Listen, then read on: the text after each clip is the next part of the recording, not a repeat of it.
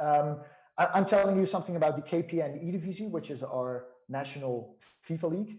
Really cool league, by the way. I have to say, we started about 5 years ago, so we have an anniversary to celebrate. And fun fact is that together with the French, we were the first ones to come up with such a national FIFA league. And now, 5 years later, I think there are about 38 of them throughout the world. So let me start off with just a picture which perfectly summarizes the Eredivisie in its core, which is our KPN Eredivisie finals. This was about 1.5 years ago, where, or maybe 2 years ago, where COVID wasn't a restriction yet. And you can see pretty much what the Eredivisie is all about. It's about celebrating, it's about spectacle, it's about engaging with fans. You see about 2,000 people in the room there. This is where the champion at that point held the champion scale and won prize money. So you can imagine why they're this happy. And this is perfectly summarizing the Eredivisie, which I will tell you more about in a few moments. So today, first of all, introducing myself. Just really short, because that's not really interesting. It's mostly about the KPN Eredivisie, obviously. I was also supposed to give this presentation together with someone from KPN who is not able to attend, but I will dive into the KPN partnership. I think it's really interesting to find out how and why a brand steps into a product like the Eredivisie. And obviously, I will tell you something about our plans, and also to give you some minor advice whenever you step into the world of esports, or as a partner, or maybe you're already part of esports, and something to take with you. So just quickly, first of all, you see me on the right side with a bit more hair than I have now and a bit more fit than I am now, but it's still a really cool looking picture, so that's why I used it. Summarizing, I'm a football fan and a football player, so not on a serious level anymore, but more with friends at the moment. So, but still a football fan. And I started working or studying in sports quite early. So after studying sports marketing, I stepped into the world of football. And in the recent years, I worked for 3 clubs, 3 Eredivisie clubs, so AZ, FC Utrecht, and Heracles. And for 3 years now, I'm working at the league, the Eredivisie. So that's basically the Dutch Premier League. And in that role, I'm responsible for the Eredivisie, obviously. But also since 1 year now, I'm writing a strategy for an international market plan for the Football League. So it's kind of a combination of tasks at the moment. So keeping my introduction really short, diving into the KPN Eredivisie at this moment. And what we are all about is the beginning, which is our goal, which has never changed. This was the goal 5 years ago, and it still is.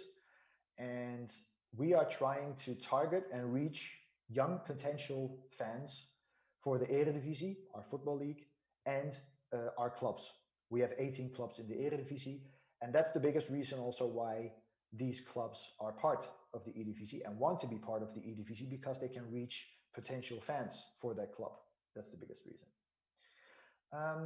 And all of these clubs, they have FIFA players signed through contracts. So every club has at least 2 players signed, because you need 2 players to participate in the Eredivisie. And these players represent the 18 Eredivisie clubs. So they wear the official jerseys, they give interviews, they are part of the studio broadcast, etc. So that's the core of the league, our players. And these players, they battle for different stakes. So in the first picture, you saw the champion scale. We use a champion scale in our football league as well. So that's what they win when they win the Eredivisie league. But also the prize money, which is the biggest reason, one of the biggest reasons for players to take part in the league, obviously. But maybe an even bigger stake is through the Eredivisie, when you win the Eredivisie, you receive tickets for the FIFA World Cup playoffs. And that is considered to be a relatively easy route to qualify for the World Cup playoffs, because the other route is having to play all these different kind of tournaments throughout the year, hoping that you keep on delivering good results and then hopefully qualify for the World Cup. But through Eredivisie, you can directly qualify for the World Cup playoffs. What is also interesting is that since starting this season, actually last Tuesday, so that was 2 days ago, we were broadcast live on TV, Dutch National Television, ESPN, our football and sports channel. But also, we will maintain broadcasting on YouTube and Twitch. We have done so for the last couple of years, and we built this big online community, and we'll not stop broadcasting online, because that's pretty much where our target group is. And at this point, I thought it's obviously it's supposed to be fun to give you guys some information about the league, but it's also nice to give you something to compete for, I would say. So I would like to ask the moderator to keep a close eye on the audience at this point, because I would like to ask a quiz question, if that's possible. And there's also a prize involved. So the winner receives an official Eredivisie match ball, which is sold for 130 euros in shops. So it's a nice prize, I would say. And the quiz question is, what do you think is the yearly unique reach of the KPN Eredivisie? And the one that is closest and fastest wins the ball. Moderator, will you check the audience for me? Yes. Do we have any answers already?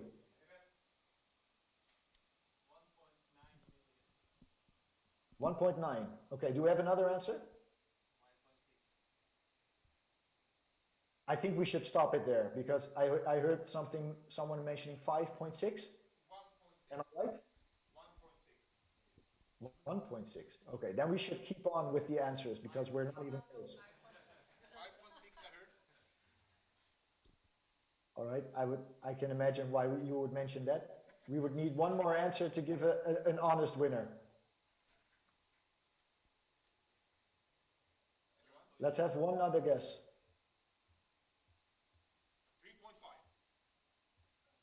All right, we'll keep it at that. It's 5.4 million yearly. So moderator, if you would send me an email with the winner, please, and I will make sure to contact him or her and send him the prize. And what we do is we divide the unique reach of our match viewers, which is obviously our biggest and the most important product, and the reach through both our matches, but also newspapers, TV, social channels, and whatever. And yearly, we reach about 5.4 million people with our league. So that's one of the biggest reasons why partners like KPN step in. And then to give you an overview of what gaming and esports is like in our country, I would imagine that you guys have received a lot of information about esports and gaming. So I'm not throwing all these numbers in here, but I think it's good to know for you guys that in our country, we have about 1.3 million FIFA players. So that's both pro as well as amateur players. And we have 8.3 million gamers. So that's also Candy Crush, but also Counter-Strike, League of Legends. So you would say that from our match viewers, who are 1.4 million unique viewers, we can say that we reach all or almost all FIFA players in our country who sometimes watch Eredivisie matches. And it's fair to say that the KPN Eredivisie is the biggest gaming property and esports property in our country. We are very happy that the KNVB, our National Football Association, also stepped into esports about a year ago. They're still growing, so we could still say that we're the biggest, and we're very happy to. Next thing is why a brand partner such as KPN, which is one of the biggest telcos in our country, steps into the Eredivisie as a partner. And another fun fact is that the partnership that we agreed with them 1 year ago is the biggest esports partnership that was ever closed in the country. And we have 2 more years to go with them. We have a 3-year deal with them. And the reason why they stepped in is that they want to be the leading provider for gamers, and especially for the internet, obviously. And therefore, well, they're trying to load that promise through relevant and very entertaining content, because later on in the presentation you will find out why that is important. And they see the Eredivisie as let's call it a reach machine, or we reach a bulk of young people. And that's why they said, well, telco, internet, gaming, esports, it really suits together. We are trying to reach a young target group, so let's step into the Eredivisie and try to find out if this works. And luckily, we did this market research, and I will show you later what the results were of this partnership. But first, what they did is basically, and this is just a minor overview of what they did, but the summary is there, that they were combining logo visibility together with relevant content. So I have to say, in the last 5 years that I tried to close esports partnerships, is that the need for logo visibility has dropped every year, and there's much more interest in creating your own branded content. And in the best case, using Eredivisie players, as you see here in one of the Instagram stories, using the Eredivisie players for that content. So it gets really relevant for our community, and that's what partners more and more like about an Eredivisie partnership. So that's actually what they did. They made a combination of claiming a weekly social content format, very relevant. So they offered our community tips and tricks to improve their FIFA skills. That's the weekly thing. And what they also did is this hero content format called Road to GOAT, where they used not only our KPN Eredivisie players, but also the commentators, which are all YouTube influencers. So that's how they activate the partnership throughout the year, which was really successful, and you will see it in the market research later. And a little more about how they shape the partnership throughout the year. So they combined this always on communication strategy with the weekly format that I showed just now. Also, they have the opportunity to make use of our database. So we have a database of 200,000 FIFA players in the country, and they have the right to have a part in our mailing newsletters towards that community. So that's how they shaped the always on communication strategy. And on top of that, throughout periods of the year, they offer hero content. So this Road to GOAT format that you showed, that you saw just now, but also, and that will happen this year as well, is offer the community an amateur FIFA league that they can be part of and participate in, and that tournament is claimed by KPN. So that's how they bring something really engaging towards our community. And obviously, you see everywhere it's the KPN Eredivisie. So also our finals event, where the winner is crowned, is called the KPN Eredivisie Finals. We are planning a festival in June, a sports gaming festival, and also there the KPN Eredivisie Finals will be played. So basically, they're visible everywhere. So they claimed the biggest part of our assets, and they're activating it in this way, as you see right here. And what they did in the Road to GOAT content format is combining gameplay, so the actual use of the game FIFA, which makes it really, really relevant towards our community. And they combined it with using both our players, our commentators, but the actual sympathy thing that they used here, which was really successful, is involving influencers that weren't that big yet. So they're close to, let's say, 30,000, 40,000 followers on their YouTube channel, but they're not the real big YouTube influencers yet. And they involved those upcoming influencers in the format, and that made it really sympathetic, and people could really identify themselves with these main characters. So that's the combination that made it really successful. And as promised, every year we have this market research done, and obviously we ask the people or our community, what did you think of the league? What did you think of the clubs? But also we give our partners room in this market research to find out what the results of that same partnership were. So as an example, we ask about, would you consider KPN to be your next internet provider? Questions like that. And those things are really important for KPN, consideration and preference. That's why I highlighted those two. And because KPN obviously claimed a lot of assets that we have, you can really easily see the results of their partnership after one single season. And it's not really to brag or to be arrogant, but throughout the last 3 years that I worked at Eredivisie and was involved in Eredivisie, every single brand partnership came out positive after the market research. And again, that's not to be arrogant, but it clearly shows that you can have positive results if you step in a relevant way in an esports property. So actually it pays off to become a partner of an esports property like the Eredivisie. So, and for obviously for our partners, this is very important to know, because this is pretty much where they base their decision on whether to renew a contract or not. So we were obviously very happy with these results. So now, letting the brand partnership of KPN behind us, I wanted you to give you a peek inside our future plans. Most of these aren't communicated yet, but I think it's very, very relevant for you guys what we are planning, and also why we are planning those new things. And so for your information, in the last 5 years, the Eredivisie was something that you could watch.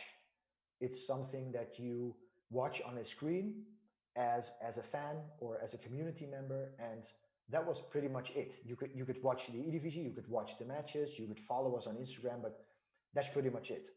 But we felt like we needed to deliver something more for our fans to engage with. So having something that you could only watch on your screen kind of creates this distance between the league and the fan, and you actually want to make that gap smaller so you can engage more with your fans, make their fanhood even bigger, and actually convert them into buyers of merchandise or visitors for a festival or stuff like that. So what we did, at least we are planning for the upcoming season, is the following.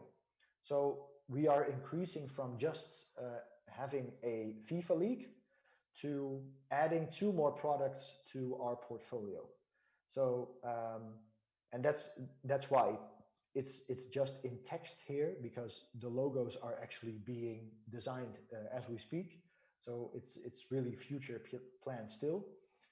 So the first thing is that we are creating this amateur rookie league for the entire country. So we are targeting all of these 1.3 million FIFA players to be part of an amazing amateur FIFA league, with the dream that we're selling to play yourself in the picture of the 18 Eredivisie clubs. So you might be playing for, let's say, Ajax or Feyenoord or PSV in the Eredivisie next season if you deliver great matches in the rookie league. So that's kind of the dream that we're selling. So now we have something that you could watch, so the Eredivisie as a league, but now we add something that you could be a part of. So this rookie league. And the third thing that we're adding is something that you could visit. So in the beginning of June next year, together with DreamHack Sports Games, our partner, we are organizing a sports gaming festival in Maastricht. It's the south of our country. And within that festival, the KPN Eredivisie finals will be played, but also the finals of the Rookie League will be played there. But that's not all. There will also be race simulators. It will be a huge event with about 11,000 visitors to be expected. And that's how we conclude our portfolio for the upcoming years, which is also part of our strategy. So now we have something to watch, something to be a part of, and something to visit. And that's how we aim to engage with our community even more.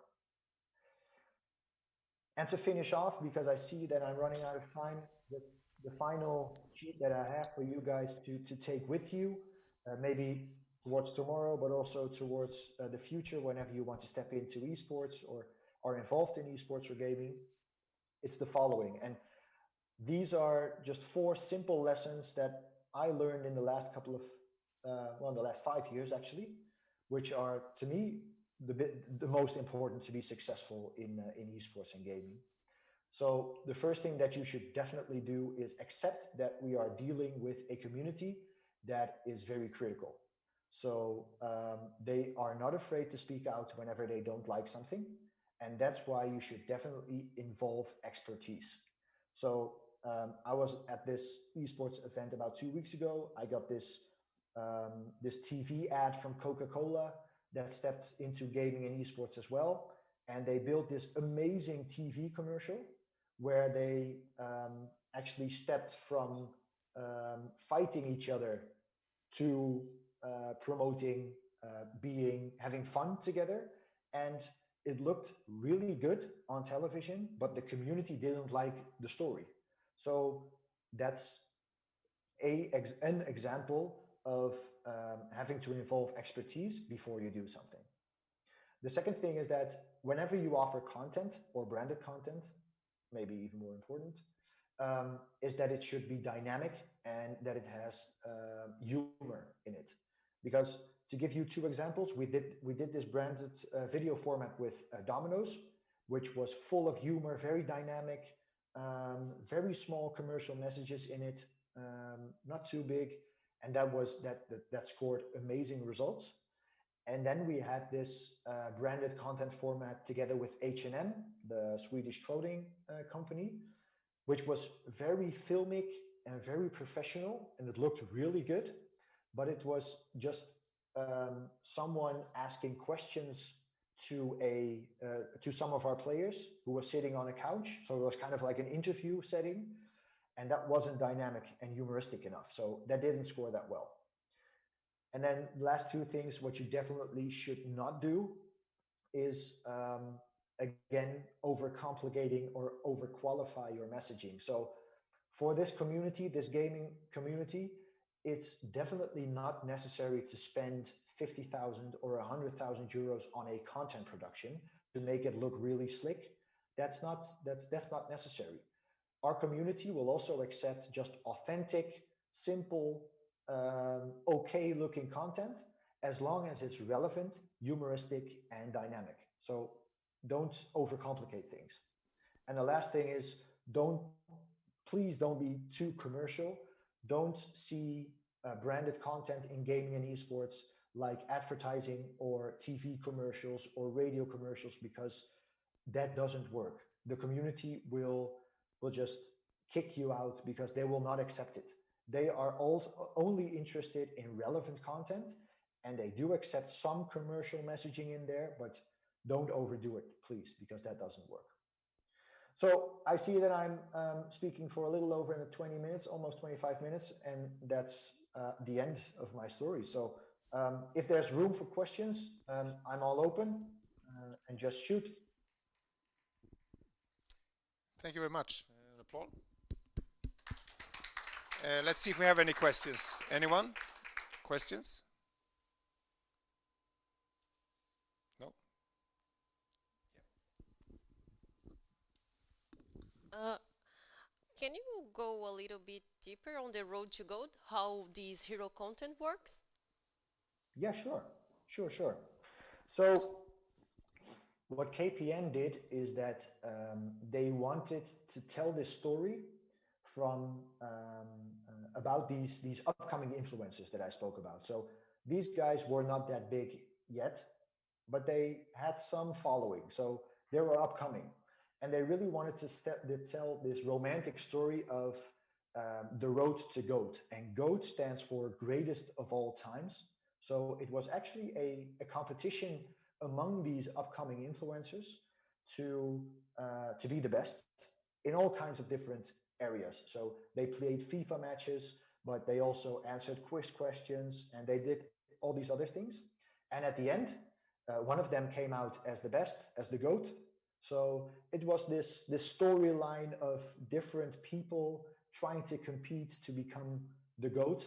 So they were on the road to GOAT, and that's one of the, well, I'm not sure if I have to say the best examples, but a very good example of offering the community a very relevant storyline using terms like GOAT that they're using all the time to make it really relevant, and adding our commentators into the picture, who are very entertaining, makes it really dynamic and humoristic. So that's why the format scored really well. Does that answer your question? Yes. Any more questions? Perfect. Perfect. Are we moving into roundtable? No more questions?